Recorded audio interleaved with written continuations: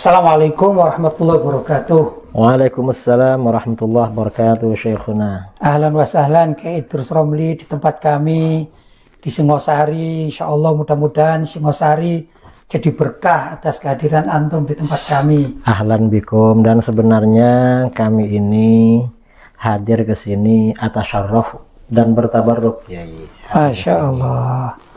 Ya mudah-mudahan berkah lah. Amin, amin. Antum juga amin. demikian. Doakan kami ini, Kiai. Ya. Kiai, saya ini dapat buku ya. Nah, mumpung antum datang ini ya sekarang. Ini saya dapat buku antum ada 3 yang ini pertama ini dulu. Iya. Ya. Ini tulisan antum ya? Ini tahun 2010 ya. Tahun 2010. Ya. Buku Pintar Berdebat dengan Wahabi ke-1 ya. Ya. Sekarang saya juga dapat ini. Ini juga Ya, lanjutannya ya? Yang lanjutannya yang kedua. Oh, Masya Allah. Buku Pintar Berdebat dengan Wahabi kedua oleh Kiai Haji Muhammad Idrus Romli. Saya membaca ini lumayan tertarik ya. Senang ya, saya memang asik membaca ya di beberapa karya tulis para tokoh-tokoh ulama-ulama kita ya. Terus ini saya tertarik ini. Ada judul kedua orang tua Nabi Shallallahu Alaihi Wasallam selamat di akhirat. Ini isinya gimana, Ge? Jadi ini dialognya seorang ulama dari Afrika, Syekh Asy-Syankiti, ketika ada di Madinah. Oh iya ya. Dan beliau memang latar belakang mazhab Maliki, sama dengan guru-guru kita. Kedua orang tua Nabi SAW selamat di akhirat. Betul. Lalu pas mengajar beliau menyampaikan, lalu didebat sama orang Wahabi. Dan perdebatannya seru ini. Begitu ya. Beliau Gimana Kiai? Serunya gimana? Dalil-dalil Al-Quran. Semuanya dalil Al-Quran. Subhanallah. Ada ya. Dalil-dalil Al-Quran itu memang menyimpulkan kalau kedua orang tua Rasulullah SAW itu selamat di akhirat. Masya Allah. Antara lain Kiai. Dalil Al-Quran antara lain seperti di dalam Al-Quran, wa ma kunna mu'adzibina hatta nab'atsa rasulah. Naam. Dan kami tidak akan mengazab sehingga kami mengutus seorang rasul. Nah, ayat ini kata para ulama menjadi dalil ijma' para ulama bahwa ahlul fatrah, orang yang tidak mengikuti masa kerasulan sebelumnya. Betul. Karena pesan-pesan sudah habis dan tidak mengikuti kerasulan berikutnya, itu gak diazab di akhirat. Ya, dan selamat kedua, mereka, selamat lah. Kedua orang tua Rasulullah SAW ini kan sudah jauh dari Nabi Ismail, Nabi Ibrahim. Asar itu sudah hilang. Dan mereka memang, kalau ayahnya Abdullah itu wafat ketika Rasulullah SAW di dalam kandungan umur 2 bulan. Kalau Siti Aminah itu wafat ketika Rasulullah masih kecil itu. Ya, berarti kan tidak mendapati di zaman Nabi diutus. Iya, ya. Berarti gak mendapati itu diantaranya. Dan ini hujahnya kuat sekali. Ya, intinya berarti kedua ayah bunda Nabi min ahlil fatrah kan? Iya, min ahlil fatrah. Karena min ahlil fatrah maka selamat di akhirat. Begitu, kesimpulannya ya? Itu. Walhasil masuk surga begitu. Masya Allah. Ya. Masa kita nih ya sebagai umat Islam ya terus mempunyai nabi yang kita junjung tinggi, masa kita katakan orang tua beliau itu di neraka? Ini kan nggak rasional juga ya. Emosional kita sebagai seorang muslim, tatkala kita mendapatkan dalil-dalil Al-Quran, tentu ini yang lebih kuat bahwasanya kedua orang tua nabi itu pasti min ahlil jannah, kan gitu ya. Nah, makanya kata Syekh Syankiti, hadis-hadis yang dijadikan dasar oleh sebagian ikhwanuna dari orang-orang Wahabi bahwa ayah Nabi, inna abi wa abaka finnar. Iya. Rasulullah SAW pernah bersabda, ada seorang laki-laki tanya, ya Rasulullah, aina abi, ayah saya di mana? Lalu Rasulullah menjawab, abu kafinnar, ayahmu di neraka. Akhirnya orang ini pergi macam sedih. Akhirnya dipanggil lagi. Rasulullah bersabda, inna abi wa abaka finnar, ayahku dan ayahmu di neraka. Nah, karena ini bertentangan dengan dalil yang qat'i, ditakwil. Yang dimaksud ayahku di dalam hadis riwayat Al-Bukhari ini bukan Abdullah, tetapi maksudnya pamannya Abu Thalib. Karena penggunaan ab untuk paman itu syai' umum di dalam bahasa Arab, di dalam Al-Quran, di dalam hadis itu umum. Ya, betul. Jadi ditakwil karena bertentangan dengan dalil khatmi. Saya juga pernah membaca ya sabda Nabi inna abi wa abaka finnar, itu datangnya tatkala Nabi Shallallahu Alaihi Wasallam menyampaikan itu belum turun ayat yang mengatakan bahwa ayah Nabi itu atau kedua orang Nabi itu di surga. Sebelum itu, jadi apa ya, ini kan nasikh mansuh gitu ya. Yang mansuh itu adalah sabda Nabi yang nasikhnya dari ayat Al-Quran. Apa betul begitu, Kiai? Memang ini, Kiai, ada beberapa metode yang dipakai oleh para ulama sebagai argumen kedua orang tua Nabi masuk surga. Yang pertama, ijma ulama berdasarkan ayat Al-Quran, karena termasuk ahlil fatrah. Kemudian yang kedua, ada hadis, dan ini masuk nasikh mansukh itu tadi, riwayat Imam Ibnu Syahin dan riwayat Al-Khatib dalam Ghara Ibu Malik, bahwa Rasulullah SAW itu pernah menghidupkan kedua orang tuanya, lalu bersyahadat, setelah itu meninggal lagi. Ada riwayat seperti ada itu. Ada riwayat hadis seperti itu, dan ini dipakai oleh para ulama. Kemudian ada masalah satunya dari Imam Fakhruddin Ar-Razi, bahwa orang tua Nabi ini memang orang mukmin. Dasarnya ayat Al-Quran, dan juga ada riwayat di dalam sirah Nabawiyah. Di dalam Al-Quran, alladzi yaraka hina taqum wa taqallubaka fis sajidin. Dan perpindahan-perpindahanmu di dalam orang-orang yang sujud. Artinya Rasulullah SAW sejak Nabi Adam sampai ke ayahnya itu memang orang mukmin begitu, berdasarkan ayat ini. Berarti kan ala millati Ibrahim ya, termasuk ya. Bisa. Atas. Jadi dan ini Imam Jalaluddin As-Suyuti dalam Rosailnya panjang sekali menyampaikan argumen-argumen itu. Baik ya, ini saya tertarik ada judul kesesatan tauhid rububiyah ala Wahabi ini ya. Ini kan tauhid rububiyah, uluhiyah, itu kan pembagian yang dilakukan oleh tokoh-tokoh Wahabi ya. Ya. Ada 3 ya. Trilogi tauhid. Ya, tauhid asma wa sifat. Asma wa sifat satunya. Ya. Itu mereka berdalil apakah berdasarkan ayat-ayat Al-Qur'an atau ada nas hadis kira-kira. Kenapa kok tauhid bagi 3 menurut mereka? Mereka ini ya, tauhid rububiyah. Tauhid rububiyah itu artinya, boleh dijelaskan sedikit boleh, silakan. Biar pemirsa paham. Keyakinan bahwa yang menciptakan, yang memiliki dan mengatur alam jagat raya itu adalah Allah. Keyakinan. Dan ini keyakinan seperti ini memang benar memang ya. Cuman masalahnya, kata Wahabi, orang musyrik itu bertauhid rububiyah. Tidak syirik. Tidak syirik. Secara rububiyah. Semua orang musyrik. Ya. Kemudian umat Islam di luar Wahabi syirik rububiyah. Nah, mereka dasarnya Al-Quran, cuma tidak komprehensif, tidak lengkap. Al-Quran itu diambil sepotong-sepotong, Kiai. Macam beginilah, awas sudah gak usah sholat. Mengapa? Nanti masuk neraka wel. Kan ada dalilnya. Ya, betul. Fawailul lil musallin. Nah, celaka masuk neraka wel bagi orang yang sholat. Akhirnya gak sholat. Akhirnya gak sholat. Padahal kalau diteruskan ya nggak begitu. Alladzina hum an sholatihim sahun, kan gitu ya. Itu orang-orang yang ahli sholat tapi sahun, lupa lalai terhadap sholatnya. Maksudnya meninggalkan sholat. Meninggalkan baru sholat. Lengkap gitu ya. Ya, jadi memang nggak lengkap. Nah, jadi mereka ini meyakini Abu Jahal bertauhid rububiyah. Itu dari sebagian ayat. Wala in sa'altahum man khalaqas samawati wal ardah la yaqulunallah. Seandainya kamu, lamnya alam kosam, demi seandainya kamu bertanya kepada orang-orang kafir di Mekah, Abu Jahal, Abu Lahab, siapa yang menciptakan langit dan bumi? Pasti mereka jawab Allah. Oh, berarti bertauhid rububiyah. Ini kata mereka. Nggak syirik sama sekali.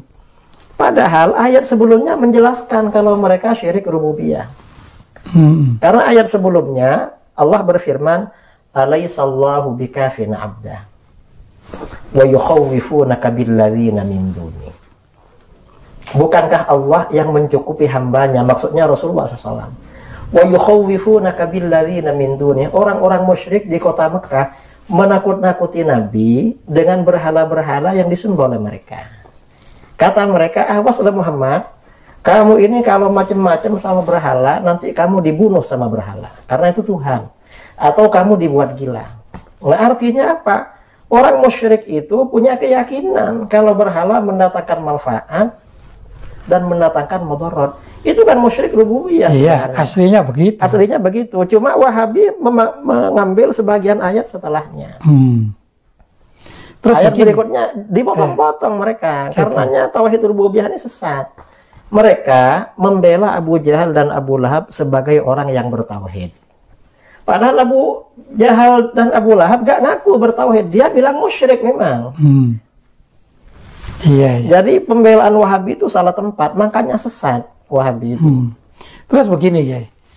Mereka itu gak anti bid'ah. Tapi sesuai dengan persepsi dan definisi mereka ini. Bahwa di antara bid'ah itu adalah sesuatu yang tidak pernah dilakukan oleh Nabi, kan begitu ya. Iya. Padahal pembagian tauhid menjadi 3 itu kan tidak ada dasarnya secara tekstual ya. Mungkin kalau kontekstual seperti kita Ahlussunnah wal Jamaah ya memang ada. Tapi tekstual, hal kanatil bid'atu tanqasimu ila thalatha aqsam kan tidak ada. Berarti ini pembagian ini juga bid'ah sendiri gitu ya. Jadi di satu sisi Wahabi anti bid'ah hasanah. Betul. Dan semua bid'ah katanya dolalah. Sesat. Ternyata mereka prinsip paling penting dalam ajaran Wahabi, tauhid rububiyah uluhiyah, kan bid'ah juga. Nah, iya, berarti bid'ahnya dolalah juga Wahabi, menurut persepsi mereka kan gitu. Ya. Berarti Wahabi super dolalah. Makanya dia. Itu. Iya. Pelaku ya. Iya, cuma Wahabi ya memang gimana ya, nggak mau terbuka akalnya, Kiai. Baik. Termasuk sekarang anekdot yang sekarang kan begitu. Mereka tidak mau tidak mau bid'ah itu ya. Padahal mereka melihat handphone, bikin rekaman itu zaman Nabi kan tidak ada, kan begitu. Tapi mereka berdalil bid'ah itu ada 2 gitu. Bid'ah diniyah sama bid'ah duniawiyah. Pembagian itu juga bid'ah kan? Iya kan nggak ada dalil Quran dan hadisnya, tekstualnya nggak ada kan? Seakan-akan dengan pembagian ini bid'ah duniawiyah tidak tersentuh hukum, boleh semua. Kan enggak kan? Hatta yang urusan dunia kan tersentuh hukum itu. Makanya artinya pembagian ini juga fatal secara syar'i. Ya bid'ah juga. Dan ala persepsi mereka bid'ahnya dolalah. Persepsi mereka yang dolalah, yang amburadul. Iya. Termasuk marak juga kan ada TV roja, radio roja gitu ya. Ini semua bid'ah dolalah juga, menurut persepsi mereka kan ya. Subhanallah ya. Terus ini ya, ada lagi yang menarik saya, kuburan di depan masjid. Saya ini belum baca ini ya. Tulisan antum. Ini isinya apa Kiai? Ini cerita ya, ada tamu, ada seorang ustadz dari Pondok Temboro. Nah, cerita. Iya, ya. Dia ini pernah didatangi Wahabi, debat dengan Wahabi. Dia bilang, kami gak mau sholat di masjid yang di depannya ada kuburannya.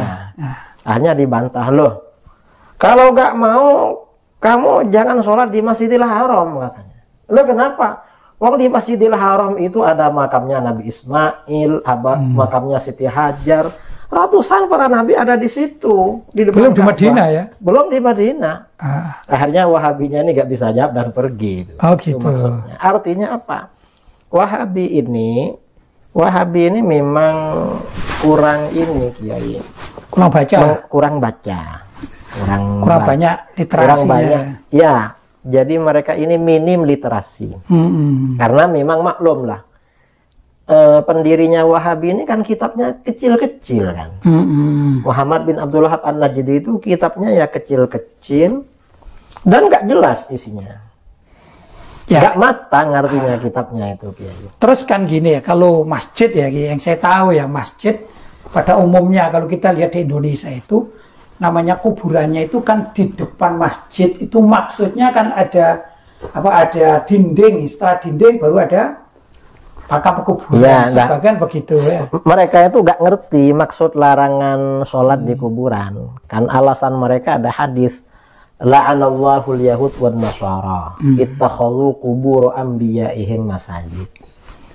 Allah melaknat Yahudi Nasara, mereka menjadikan makam para nabinya sebagai masjid. Jadi mereka nyangka kuburannya di dalam masjid, kita sujud. Mereka menyangka kuburannya itu kayak kuburan yang di depan masjid. Padahal kan enggak kan. Masjid dengan kuburan itu terpisah. Betul. Bahkan tanahnya juga sering terpisah. Nah, gitu. Hadis ini kalau diartikan secara literal, berarti kuburan yang dijadikan masjid.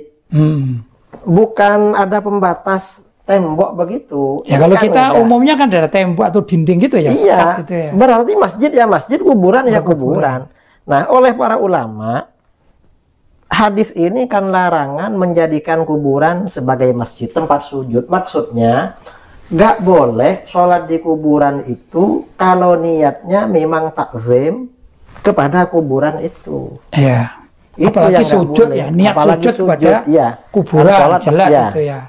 Nah, kalau sholat di kuburan nggak ada tujuan sama yang ada di kuburan itu nggak apa-apa asalkan suci kan tempatnya. Ya misalnya ada tanah makam kuburan masih luas gitu ya. Iya. Waktunya habis mau sholat kita hampar sejadah, nggak apa-apa di situ. Kan? Kita niatnya nggak nyembah yang kuburan itu. Betul. Nah, Wahabi gak paham seperti ini, Kiai. Semua kata orang Jawa diantem kromo, disamaratakan ya. Karena mereka gak merujuk kepada para ulama. Sama itu kadang-kadang gak melihat. Kadang-kadang hanya menuduh ya, menuduh. Seperti contoh orang tahlilan dituduh apa rame-rame saja gitu ya. Ada orang mati rame-rame, terus apa keluarganya yang meninggal dunia disuruh masak. Padahal gak begitu kan ya. Iya. Nah, Kiai pernah debat sama Wahabi? Ya beberapa kali lewat tulisan. Ya, kalau jumpa langsung sama Wahabi pernah ya? Ya pernah. Ya beberapa kali, tapi kadang-kadang menyangkutnya kan beda-beda gitu loh. Tidak apa namanya, tidak pada satu tema. Mungkin saya punya pengalaman, antum punya pengalaman. Tapi kalau saya mengejar Al-Wahabi, kalau dikejar akhirnya ya lari terbirit-birit begitu. Yang sudah begitu. Akhirnya mereka mati dengan pendapat-pendapat mereka sendiri gitu karena bertabrakan. Kayak tadi misalnya masalah bid'ah gitu ya. Bid'ah itu nggak ada bid'ah dhalalah dan hasanah gitu. Yang ada bid'ah diniyah dan dunyawiyah. Setelah saya kejar, ternyata pembagian Anda ini juga bid'ah. Mana dalilnya? Teksnya mana? Nggak ada. Seperti gitu-gitu yang ada. Iya memang. Wahabi ini kalau debat sungguhan kan nggak selesai kan. Mereka lari. Dan kalau meneruskan nanti pindah topik biasanya. Biasanya begitu. Sukanya dicari topik-topik yang memang akhirnya melarikan diri dari perdebatan itu. Iya. Baik ya, ini cukup menarik tulisan antum, mudah-mudahan berkah dan saya anjurkan kepada masyarakat terutama para warga Nahdien, Aswajak ya, orang-orang dari kalangan juga. Apa nama Aswajak ya, NU juga Muhammadiyah, Salafi, terus juga Persis dan lain sebagainya ini. Mau baca kitab ini biar tahu lah gitu isinya ya. Bagus deh. Saya walaupun belum tuntas ya karena masih baru dapat ya. Senang saya membaca karya antum ini. Antum biasa memilih kitab-kitab atau pembahasan yang tematik. Kalau nulis itu senang yang umum ya memang beda-beda, hobi beda-beda, kesukaan beda-beda. Saya menulis seperti gini, saya juga punya dan memang teman-teman banyak yang komentar Kiai. Gimana? Kiai Lutfi itu apa saja dikomentari kan. Oh gitu. Saya bilang harus begitu karena beliau apapun komentar dari sudut agama. Iya betul. Kita berterima kasih lah karena umat itu artinya punya pegangan masih. Alhamdulillah. Saya juga punya debat namanya Dialog Sunni Wahabi. Buku saya juga alhamdulillah sudah terbit. Sudah lama itu. Iya, saya ingat saya lebih dari 100.000 eksemplar mungkin sudah terbit itu alhamdulillah. Mudah-mudahan semua pemirsa dan juga umat Islam bisa mendapatkan ini buku Pintar Debat dengan Wahabi yang kedua, juga ada yang ke satu ya. Mudah-mudahan nanti bisa didapatkan ya. Saya rekomendasikan untuk semuanya pemirsa. Hubungi nomor berikut ini ya. Mudah-mudahan bisa didapatkan. Barangkali itu Kiai sementara waktu perjumpaan kita. Terima kasih atas kehadiran antum di tempat kami ini. Terima kasih juga Kiai. Mudah-mudahan ada berkahnya. Wassalamualaikum warahmatullahi wabarakatuh. Waalaikumsalam warahmatullahi wabarakatuh.